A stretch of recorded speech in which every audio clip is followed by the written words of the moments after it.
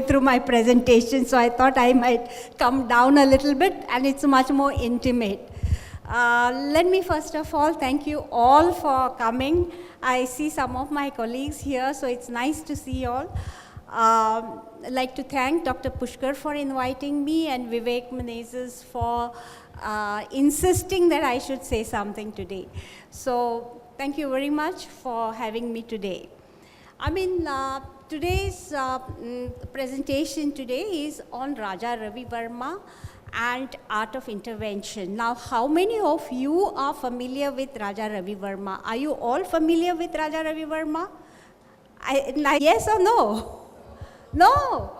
Oh, I'm sure when you see the painting, you will say, yes, I know him.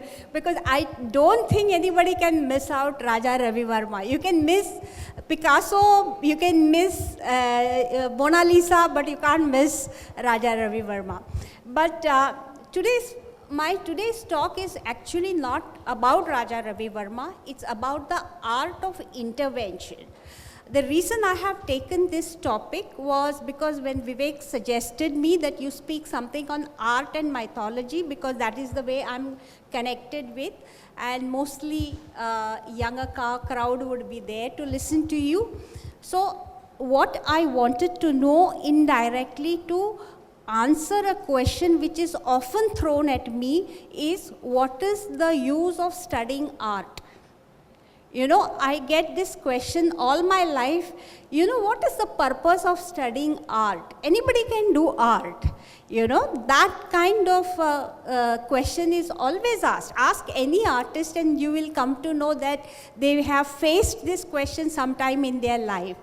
And today, from this presentation, I wanted to point out to you that how an artist makes a great difference with his art. I mean, what his contribution can do to the society, to the kind of thing. And the word which is being used is the word intervention, what an artist intervention is. Now, I just want to make it fun, so whenever you want to stop me, this is not like a regular session, I'll make it a little more interactive. Please stop me anytime if you think like you have to ask a question. Now, word intervention is mostly used by the doctors. If you know, if there is any doctor, he will not use the word surgery, he will say intervention. So, intervention is literally a medical term which says an action taken to improve medical disorder. So now you will ask me what actually an artist is doing, what disorder or what kind of intervention an artist is trying to do. And that's exactly what I'm trying to talk about, how an artist makes an intervention through his work of art. So just before that, I will quickly sort of, that is one definition of intervention, that is a medical doctor is trying to correct something which has already gone wrong. But intervention in large sense also means, like, it's a choice, like to intervene into something or not is a choice, it's a conscious choice made by somebody. I may choose to intervene or I may not choose to intervene. Secondly, it requires a lot of courage. Like even for a doctor, if you want to get into something, he has to decide whether he needs to cut that patient or not. So same way, an artist before making that intervention has to take that courage whether he really wants to make that intervention. So, and the third one is intervention is a two-way communication. When an artist makes an intervention, he is actually communicating with the lot of two-way, there has to be somebody else within which he is making that communication. So intervention in a short way, if I may explain, because it's a little theoretical to explain it, it's a choice, it's a courage, it's a communication, and it's a skill.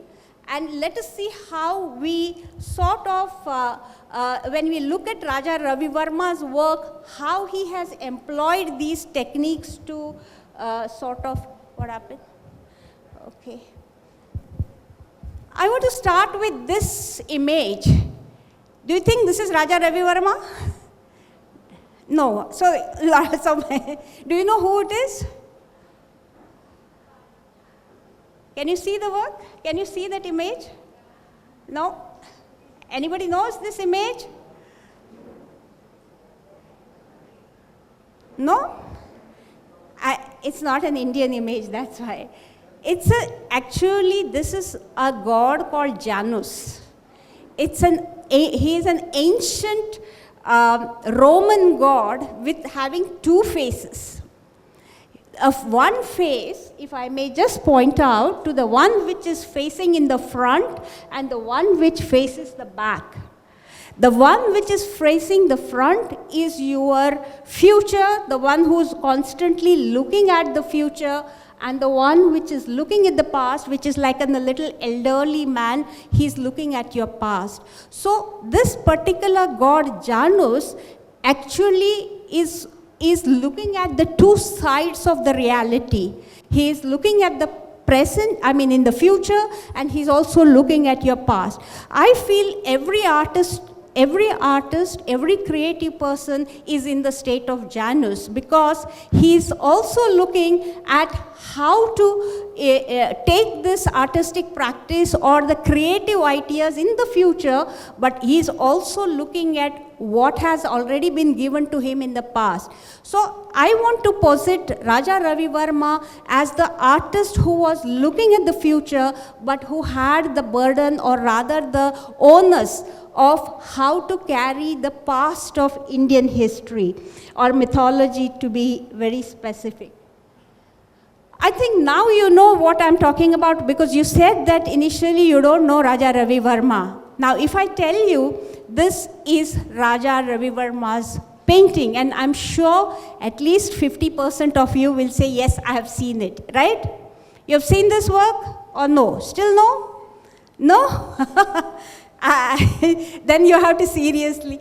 I came across this work of Raja Ravi Verma not through galleries and not through museums, but I came across this Raja Ravi Verma's work through my private space, in my home, in my altar, because there were these two large prints of Saraswati and Lakshmi, which were part of our family altar. And ceremoniously they used to be, so I didn't know. I had encountered Raja Ravi Verma's painting right from my childhood, before even I knew who Raja Ravi Verma was, and he was a great painter. So his work had already entered into my space and in my memory, very sort of, slyly into my imagination. And I was quite fascinated by these two things, because his idea of the god was very different, in the sense why I was attracted to this god, that if I just point out to you that these were not like the regular gods that we saw it in temples. Here you saw Saraswati sitting cross-legged. You will see no iconographic shastra, agama, allowing a god sitting cross-legged. So this is exactly a Western position. So either the gods sit in the Padmasan or in a Lalitasan, which is also called as Sukhasan. But here, goddess was sitting in a cross-legged position, like how I and you would sit, on a chair. Secondly, she was wearing kasau. You know what is kasau? Kasau is a Kerala sari with the white and the gold border. So, I could identify the objects that she was wearing. And if you look at the work, you could just feel that I can be that goddess. She did not have that kind of an aura of the person from the celestial being, but she could be the one among us, one like you, who could wear a kasau, who could sit cross-legged, who could sort of, sit on the stone slab.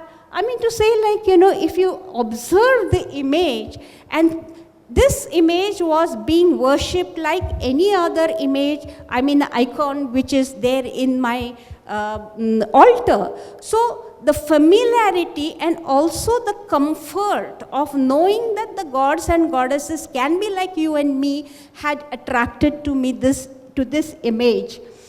So let's try and understand Raja Ravi Verma for a brief. I'm not taking much of its time. Now, I just want to give you a small introduction to Raja Ravi Verma, because he belonged to two worlds.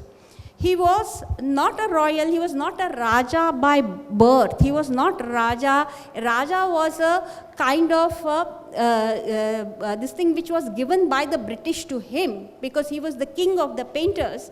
But he was also belonging to a royal family, not by birth, but through his wife. His wife was from the royal family. He was a Thampuran. Thampuran is a very interesting thing, where in Kerala matrilineal system, the role of a husband was only to produce a child to the royal family. But they had no right to stay in, so they could come inside. I'm sure the modern system would love this. They could come inside, and they had no right to stay with the wife, but as long as he could have children with the wife, that's it. And his role is over. So he was a Thampuran in a way. So belonging to the matrilineal system, where women were the rulers, women were the decision makers. So Ravi Verma had a very strong the background of the royal, but at the same time, he had to make a living like an ordinary artist like me and you. So he treaded between the two worlds of an high life and the low life of an artist. Secondly, he, being a royal, he had all the access to the British, the British kingdom. Whoever he used to come to the royal family, he had an access to them. But at the same time, he moved into the local trains and things like that, so he had an access to the local life.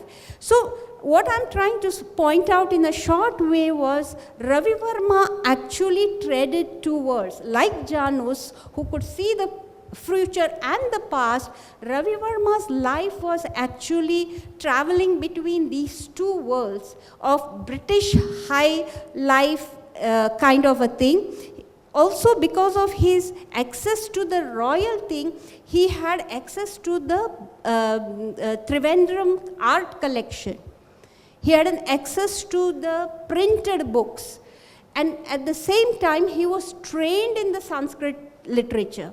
So he had a dual view. So let us first position him, because he had that dual view. This is the place where he has actually born, Kilimanur, and this is today is the, if you go to Kerala, please go and visit. This is the main museum of Raja Ravi Verma's painting. Now, one of the works which I was very curious to show you was from where Raja Ravi Verma came with the idea of mythology. Because he was not a trained artist, let me tell you. Although he came from the royal family, he was not a trained artist. That might surprise some of you, because he was one of the highly sought after artists, but he was not trained. He had to just look at the court painter, who was a British painter, to see him paint the work, and as he was painting it, he was learning the techniques of oil painting. Now, oil painting, you try and understand, Raja Ravi Verma came at a time when India was trying to understand modernism. You know, it was a time of shifting. He was born in 1848.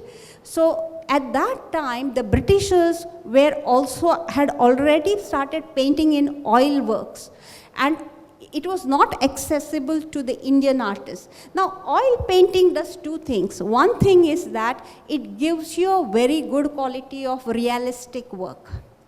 Please understand that oil painting gives a very good quality, which is very difficult in a watercolor. I'm not saying that watercolor doesn't give, but oil painting it is easier to create an realism.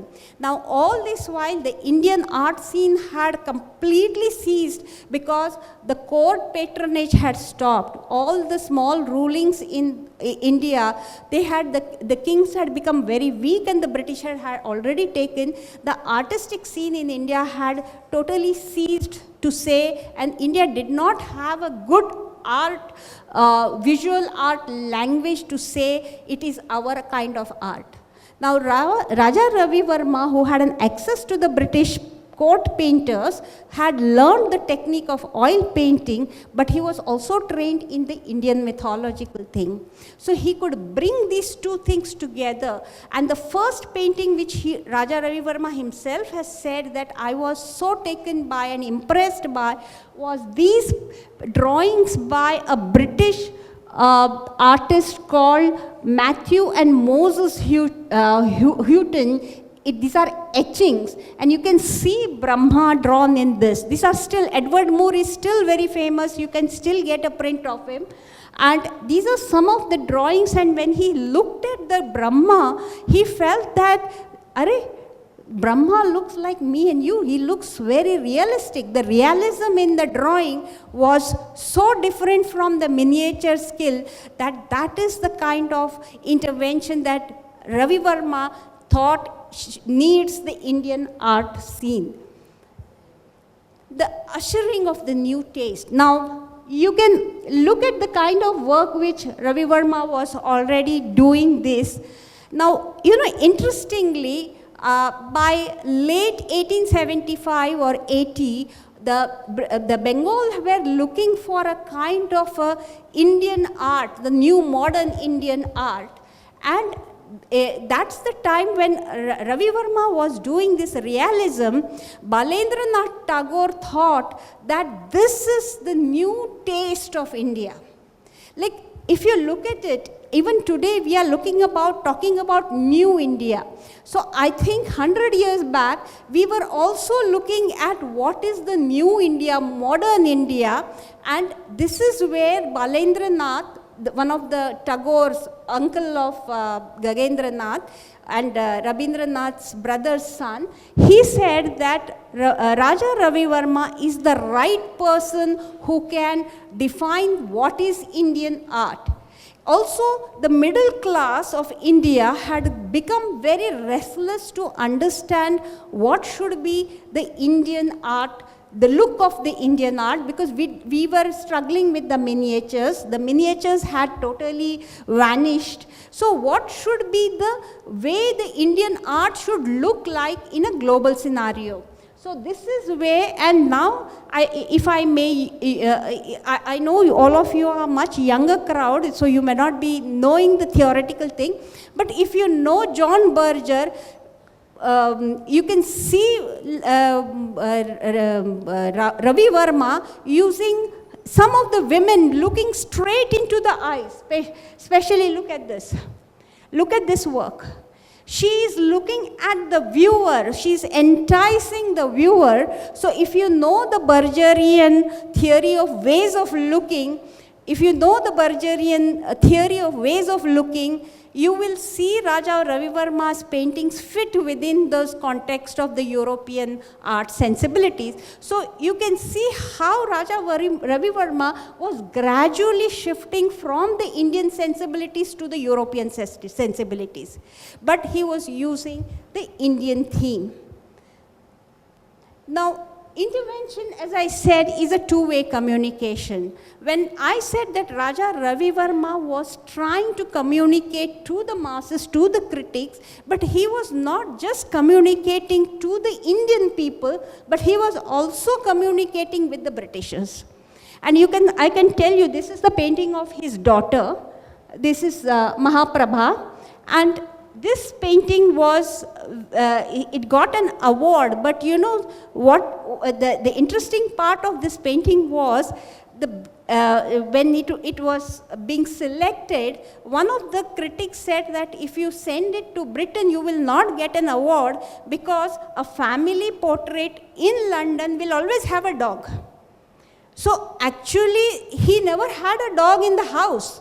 So he added a dog You can see a kind of, a terrier dog in the picture to appease it to the British gaze.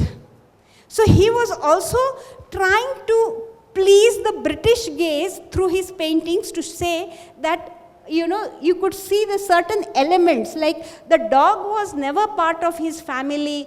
The picture looks like, it's a family picture, but you can see how the dog came into that just because the Britishers would accept a picture with a dog in the painting. But on the right side is the famous painting of Shakuntala. So, this is a painting of Shakuntala which became very popular. Also, Raja Ravi Verma he used to travel a lot, but he also knew how to develop a pan-Indian iconography. If you see the notice very minutely, you can see the saris which he is using is called the Irkal sari. This is a Irkal sari which comes from the Maharashtra, but I'll show you, when the same painting, when it was given to the royal, he used Mysore silk. Can you see? It's the same painting. On one side it is Irkal, one side it is Mysore silk, because it has gone into the royal collection. So, he was very careful in trying to understand which particular cultural traits would go into which family. I'll just rush up because I got a first warning thing. Now, the thing is that the second thing is the popular prints. Raja Ravi Verma was making an interventions. He was very, because of his royal he was getting commissions from the royal patronage. He was doing portraits. He was doing a lot of money. So the question came, why did he go into the prints?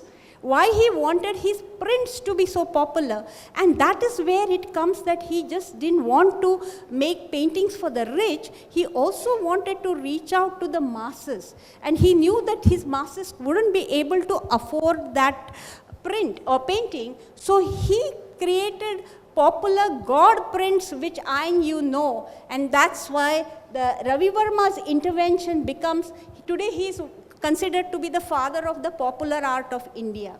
Now, not only those prints were bought for the sake of hanging, they were again being stitched and crafted. You can see, and Raja Ravi Verma himself encouraged this particular intervention, the artistic intervention from the people. And surprisingly, I just wanted to point out, you can see you have a beautiful collection of the prints which are being crafted with Zardozi work. Women have done this. Now, one of the things I'll just quickly show you was, Ravi Verma was in habit of showing female body, in the sense in a translucent, sometimes in the semi-naked situation. This is the painting of Menaka seducing Vishwamitra, and in actual print she is a little bit in a transparent clothing like in Satyam Shivam. So women used to cover them. Women used to cover. So, that kind of an intervention from the public to even hide some of the issues which they did not approve of Raja Ravi Verma. I'll come to the contemporary scene where the Indian artists have actually used Ravi Verma's work to intervene, to say something. And this is Atul Lodia's work. This is called Gangavataram, the descent of Ganges. And Atul in 1998 has used two paintings, and when you say intervention, it's not only Ravi Verma who was trying to intervene within the European school, but the contemporary artists have also used Ravi Verma's work to say something, to take things further. And particular work, you can see Atul Lodia has used Dushamp's work within Raja Ravi Verma's work. Are you familiar with Dushamp? The nude descending the staircase, right? It's a bit, if you have to be a little art history oriented. Now the one which is at the corner is Dushamp. You can see the one which is right at the corner is where. So when an artist is actually using two different genres and two different paintings of the artist, he is trying to intervene within the cultural scene to say something. Here is another painting which you might, this is called Shakuntala. This is again by Atul Dodia, where he has used a shutter, the shutter as where he shown the actual Ravi Verma's painting below, but what is right on top is actually Lichtenstein's work, sorry. The one on top is a Lichtenstein's work. Have I missed it? Sorry, this is the work. So this is actually a Roy Lichtenstein's work. This is which has come. It's called as I Know How You Must Feel, Brad. So this is a kind of, interventions when an artist is trying to work on an artistic sort of, production. Sorry. This is again a work by Pushpamala, another contemporary Indian artist, where she has taken Raja Ravi Verma's work, which is painted in 1889, which is called Lady in Moonlight, whereas Pushpamala has recreated the whole work, the same work in a photographic genre called A Lady in Moonlight after Ravi Verma, which is a 2000 work. It's a computerized work. But when an artist does a work on another artist, what does it mean? What kind of intervention? What kind of a surgery? What kind of cultural, meaning it has? When Atul Dodia uses Lichtenstein and Raja Ravi Verma, he's talking about the globalization of the Indian art scene today. Today, Lichtenstein or Raja Ravi Verma has come on the same platter. It is not like earlier times. Today the technology, like the previous speaker was trying to suggest, that how technology is bringing us together. So Atul is talking about the technological thing, whereas Pushpamala is talking about the stereotyping of the women in Indian context, which is done very clearly in Ravi Verma's work. See, this is another work which is called Returning from the Tank. You can see how certain gestures, the Raja Ravi Verma had such a great impact on the Indian media, and especially the entertaining media. This is not the time to go into the detail because it would require another class altogether, where you can see the Bollywood was so much impressed by Raja Ravi Verma's painting or the visual scene. The Satyam Shivam Sundaram poster, if you remember, Zinat Aman with a white clothing, slightly in a semi-exposed position, it actually comes from the Raja Ravi Verma's painting. So many of the visual language, Raja Ravi Verma was able to change it because of his understanding with the... I just want to conclude it. This is the last work because I've been told that 5 minutes are left. This is a work which I did it in 2003. This is one of my work, and it's called as Prachi, Raja Ravi Verma and Vinolia Soap Factory. I started with my presentation with memory, how I was so connected with Raja Ravi Verma's work, and it was so much part of my collective memory that I couldn't think of any other goddess than this. When I was discussing with my friend called Prachi, and she said that, even I have learned about gods and goddesses only through Raja Ravi Verma. And she narrated one incident from her life, which actually I have converted into a work of art. It's about Prachi. When she was young, she said that, she has to dress up like a Saraswati. So when they dressed her up, they made a cutout of the background, because naturally the background was from a calendar, and what they forgot, her family which forgot who made a cutout, they forgot to erase the Vinolia soap factory. So it became part of her thing. So she thought for a long time that Vinolia is also part of Ravi Verma's painting. So it's only when I told her Vinolia is not part of, it's a calendar, it's a soap factory. But how our memories are part of, our collective issues, what we are doing it. So it's actually, it's a 6 works where you can see Prachi, my friend, being inserted into a cutout, and you can see her gradual memory, because every time she would recollect that particular image, she would say, no, it was not like this. There was a little yellow here, and then there would be something like this. So I was looking at how we connect to Ravi Verma through a kind of, our own imagination and our own history. Whatever said, whether you like Ravi Verma, whether you hate Ravi Verma, but I don't think you can get out of Ravi Verma, because he has become so much part of our collective history, collective mythology, and he has become so much part of our visual history that I don't think we can ever miss him out. I think I'll conclude it, because I got the thing saying it's time out. Thank you very much for listening. If there is any question, one question or something like that, I'll take it. But otherwise, we are through with the time. Yeah, please.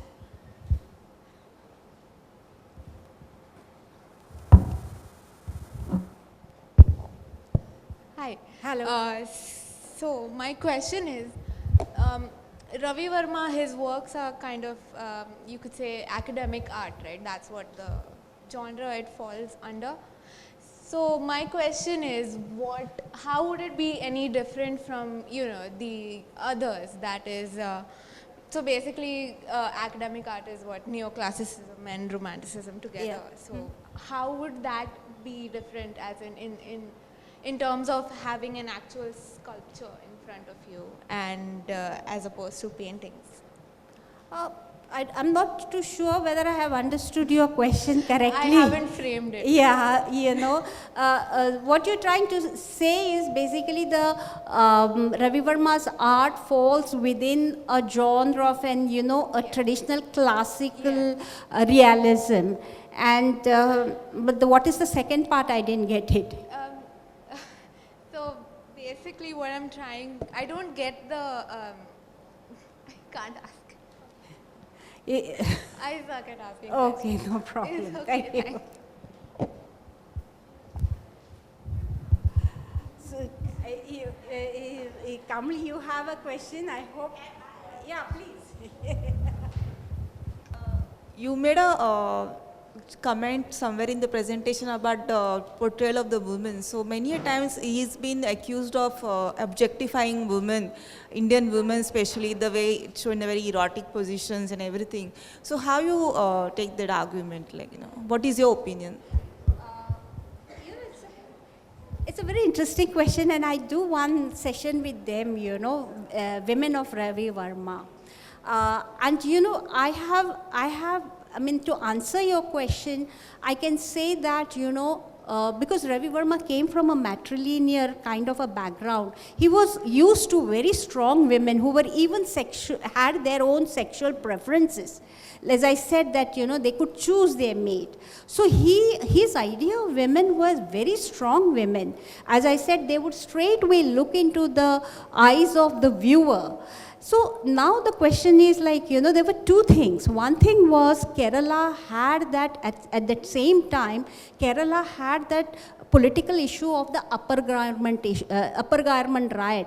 If you know that women could not wear the upper garment, they had to go bare-breasted in front of the men from the higher caste. So, he was used to watching women without wearing an upper garment. So, one thing could be a cultural issue that he was expressing, but the second thing was also, I feel, is that he was also empowering women to look at them. They had that control over them who looks at them. If you know the Bergerian argument, that, that whole aspect of being naked and being watched as being naked was a kind of in a feminist way, empowering thing. And in a way, I don't know, because he belonged to a different era, that he was using these kind of things. And at the same time, one can say that he has exploited women in exposing. But I would like to say that he did bring women in a much stronger position. So, I think we We already will have to have stop now. Thank you so much.